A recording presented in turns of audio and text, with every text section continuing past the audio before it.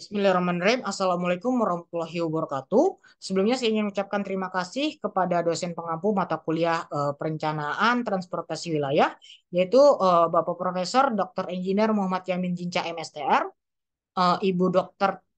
of Teknologi Yasinta Kumala Dewi STMIP, dan Ibu Dr. Engineer Feni Veronica Natalia STMT, yang dimana telah memberikan kesempatan kepada saya untuk memaparkan mengenai hasil tugas individu saya yang membahas tentang faktor penyebab belum meratanya rest area yang proper di Sulawesi Selatan. Yang dimana yang melatar belakangi saya untuk membahas ini, yang pertama minimnya guna lahan yang diperuntukkan khusus sebagai rest area yang memiliki fasilitas yang lengkap yang berada di daerah Sulawesi Selatan. Yang dimana kebanyakan rest area itu digunakan pada masjid ataupun warung yang berada di pinggir jalan yang mereka gunakan untuk beristirahat ataupun untuk memenuhi kebutuhan mereka. Salah satu rest area yang saya rasa cukup memiliki fasilitas yang lengkap itu terdapat di Kabupaten Maros, tepatnya di Kecamatan Mandai, yang dimana telah saya tampilkan pada PPT yang ada. Yang kedua, yaitu tentang perbandingan dengan rest area existing yang berada di luar Pulau Sulawesi.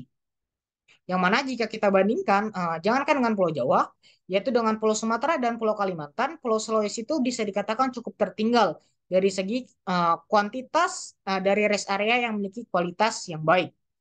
Yang ketiga itu tentang pentingnya keberadaan rest area untuk perjalanan jauh antar kota, yang dimana sudah dijelaskan pada Undang-Undang Nomor 22 Tahun 2009 tentang lalu lintas dan angkutan jalan, yang dimana pengemudi bermotor umum yang telah berjalan setidaknya kurang lebih 4 jam secara berturut-turut itu seharusnya beristirahat selama 30 menit sebelum melanjutkan perjalanannya kembali.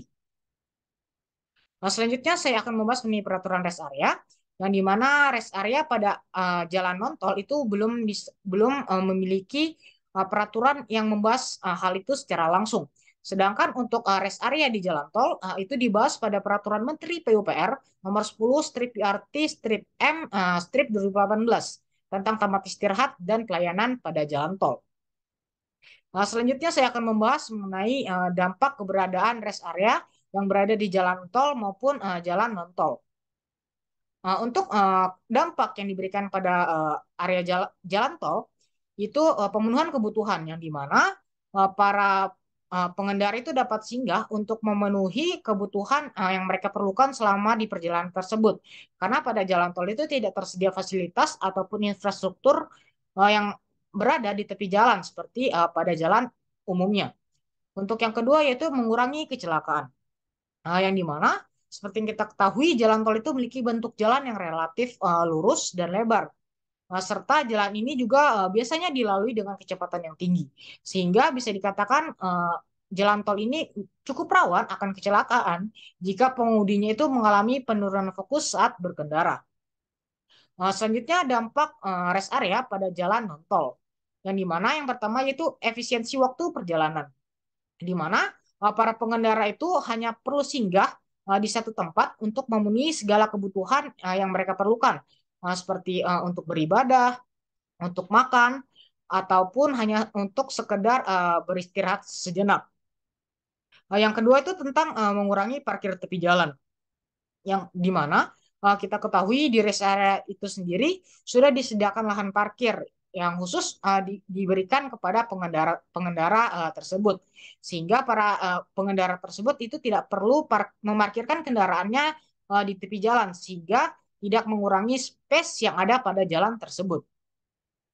Selanjutnya itu adalah alasan belum meratanya rest area yang proper di Sulawesi Selatan. Yang pertama itu adanya anggaran yang dibutuhkan. Contoh kita ambil contoh kasus pada pembangunan rest area di Sulawesi Selatan, atau lebih tepatnya di Kabupaten Sidrap, yang memerlukan kurang lebih anggaran sekitar 18 miliar, yang dimana anggaran yang cukup besar ini membuat pemerintah daerah itu berpikir untuk mengalokasikan anggaran ini untuk keperluan yang lainnya. Yang kedua itu belum optimalnya rest area yang telah ada. Uh, Kita ambil contoh kasus lagi kepada rest area yang ada di Kabupaten Sidrap, bahwa di sana itu perawatan dan pengelolaannya itu belum optimal sehingga mengurangi rasa minat yang dimiliki oleh para pengendara untuk singgah di rest area tersebut sehingga bisa dikatakan keadaan di rest area tersebut menjadi tolak ukur oleh pemerintahan daerah lain untuk membangun rest area itu sendiri. Yang ketiga itu adanya volume kendaraan. Nah, jika kita bandingkan volume kendaraan yang ada di Pulau Sulawesi dengan di pulau lainnya, yaitu Pulau Sumatera dan Pulau Jawa, itu bisa dikatakan cukup jauh perbedaannya, di mana Pulau Sulawesi itu cukup tertinggal dibandingkan kedua pulau tersebut. Dan yang terakhir itu tentang keberadaan jalan tol. Yang seperti kita ketahui di Pulau Sulawesi ataupun lebih tepatnya di daerah Sulawesi Selatan itu belum memiliki jalan tol antar kota. Berbanding terbalik dengan Pulau Sumatera maupun Pulau Jawa yang memiliki tol Trans Jawa dan Trans Sumatera yang dimana ini mengakibatkan cukup banyaknya rest area yang sudah tersebar di kedua pulau tersebut. Mungkin itu saja pembahasan dari saya. Jika terdapat kesalahan dalam penyebutan kata selama presentasi, saya mohon maaf. Saya akhiri. Assalamualaikum warahmatullahi wabarakatuh.